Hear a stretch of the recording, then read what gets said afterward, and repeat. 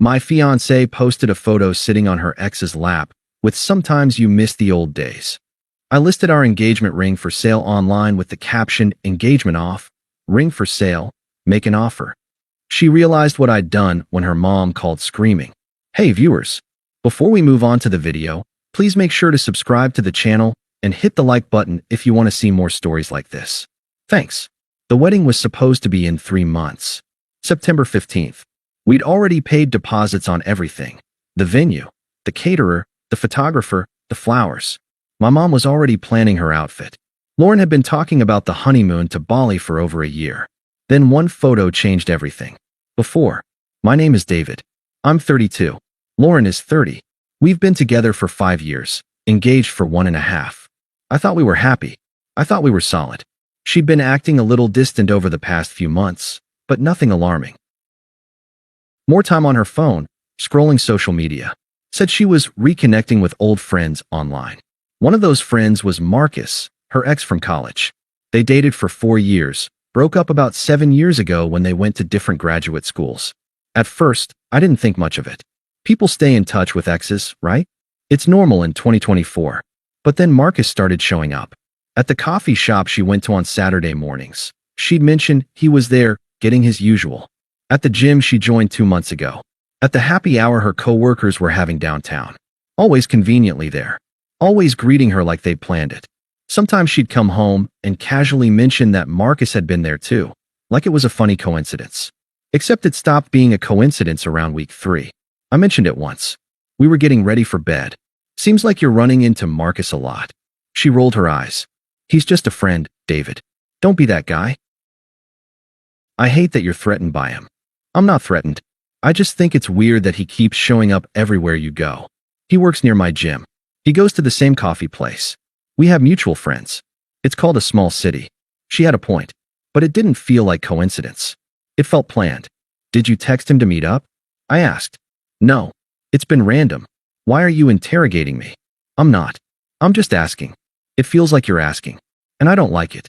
I trust you when you hang out with your ex, don't I? I didn't have an ex I hung out with. And she knew that. But I dropped it. Didn't want to be that guy. Didn't want to seem insecure.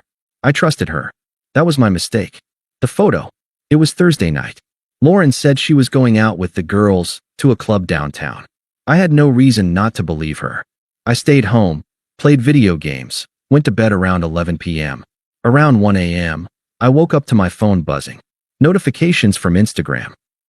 Lauren had posted new photos. I opened Instagram, still groggy.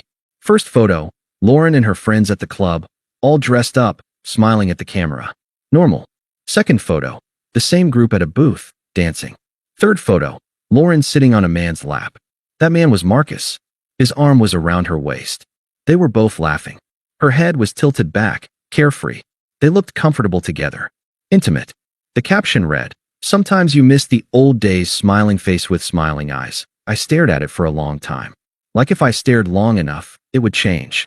Like maybe I was reading it wrong somehow. I wasn't. By the time I finished reading it, there were already 47 likes and comments starting to pour in. He's cute, one girl wrote. Haha yes queen, another said. Heart emojis everywhere. One of her friends commented, living your best life, smiling face with hard eyes. I texted Lauren immediately. We need to talk about that photo. She didn't respond until 1:47 a.m. Still out with the girls. Having so much fun. Still out. Having so much fun. On her ex's lap. The next morning, I brought it up again over coffee. That photo from last night. Sitting on Marcus's lap. She sighed. It's just a fun picture, David. Don't be weird about it. Don't be weird. Lauren, you're sitting on your ex's lap. At a club. While engaged to me. It's not like that. You're being paranoid. What's it like then? I'm going to brunch with my mom. We can talk about this later if you want to be dramatic about it. She left. I sat at the kitchen table with my cold coffee and looked at the photo again. Sometimes you miss the old days. The decision. I sat with it for 2 hours after she left. This wasn't just about the photo. It was about the months of, coincidentally, running into Marcus. It was about her dismissing my concerns as being paranoid. It was about her going to a club with her ex, sitting on his lap, and posting it for 1,200 people to see, and thinking that was fine. It was about the fact that I was about to marry someone who thought this was acceptable. I went to the safe and pulled out the engagement ring. 1.5 carats, custom band, 14K white gold. I'd spent $12,000 on it. Spent 2 years deciding it was perfect. Bought it before I even proposed because I wanted to be sure. She'd worn it for 18 months and bragged about it constantly. Showed it to everyone. Posted photos of it. Made it part of her identity on Instagram. I looked at it for a moment. Then I got my phone. The listing.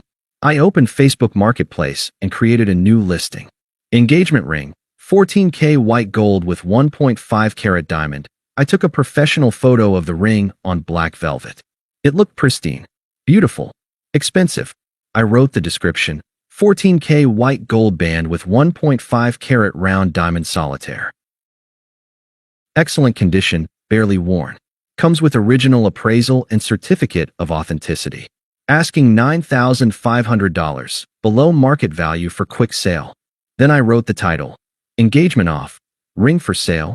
Make an offer. Came with too much baggage. My thumb hovered over the post button. I was about to do something that couldn't be undone. Once this was out there, everyone would see it. Her family, her friends, people from work, random strangers. The story would be obvious. I posted it anyway. 2:14 p.m. Friday.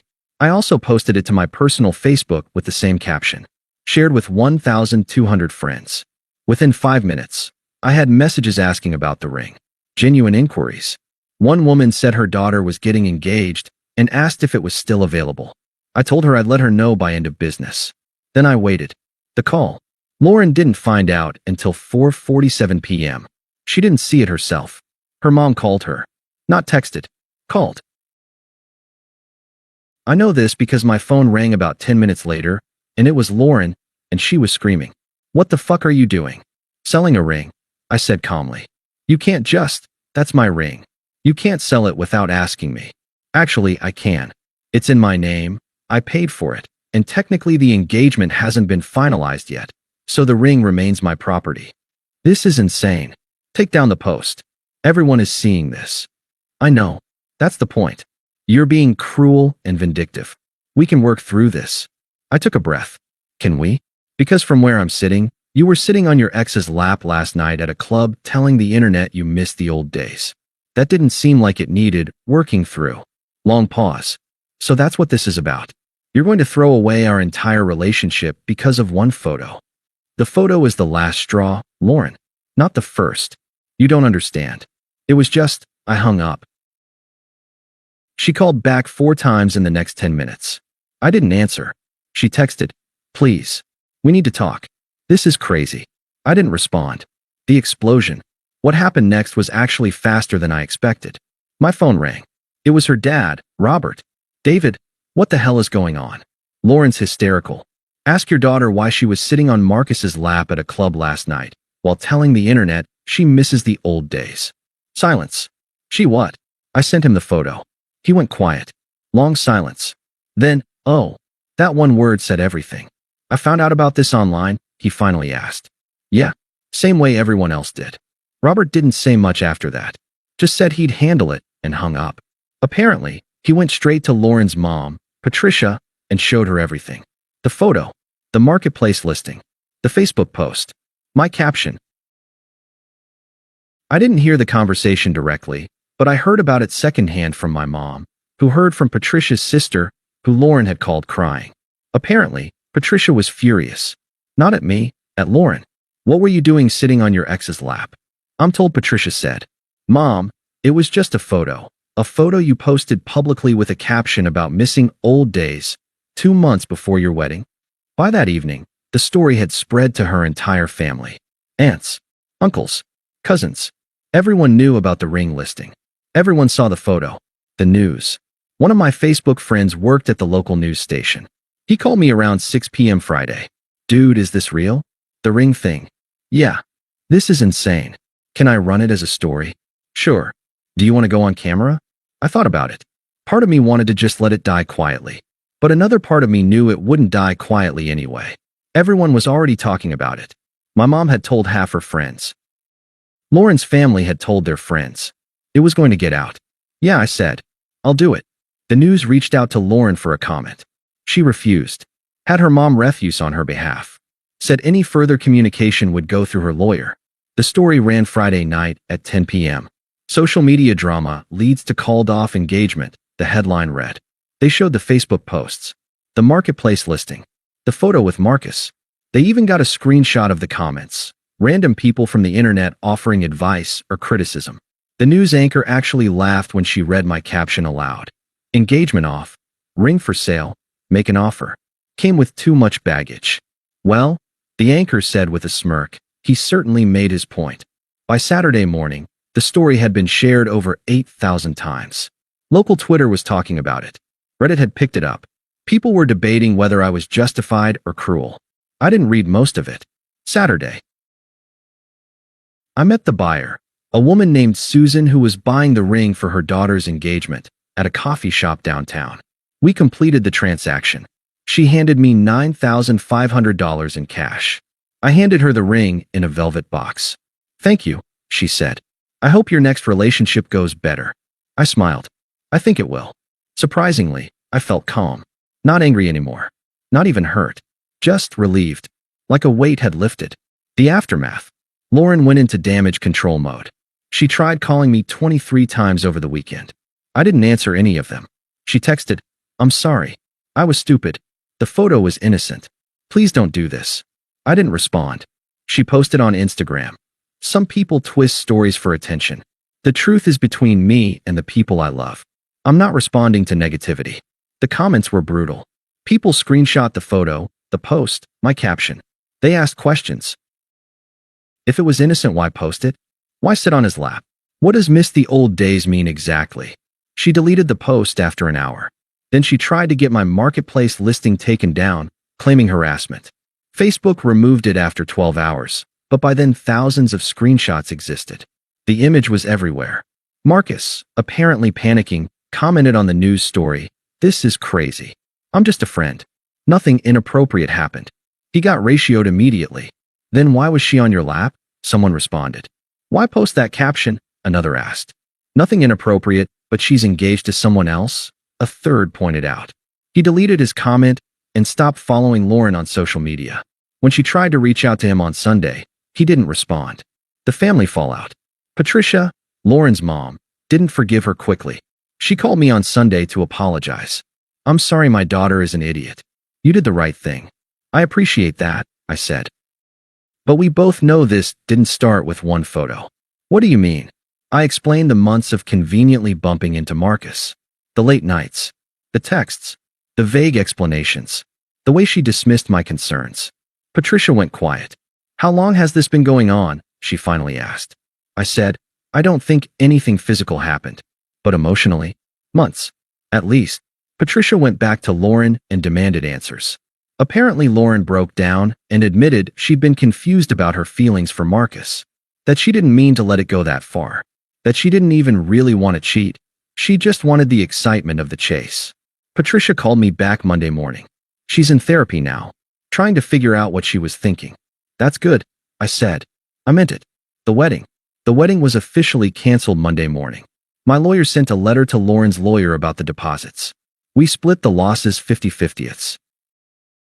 The venue was already rebooking for another couple. The caterer had already taken on a new client. The photographer found another bride who needed September 15th. Life moved on without us. 3 months later, the local news story eventually died down. It had its moment of viral fame. Then people moved on to the next drama. Some Reddit threads still debate it sometimes. Was he right to do it publicly? People ask. Most comments side with me. She was inappropriate. He drew a boundary. Some criticized me. Could have just talked to her privately. I don't engage with any of it. Lauren apparently went into therapy. Real therapy, not just the performative kind. She posted occasionally about her healing journey, but kept it private. Marcus dropped out of her life entirely once the drama started.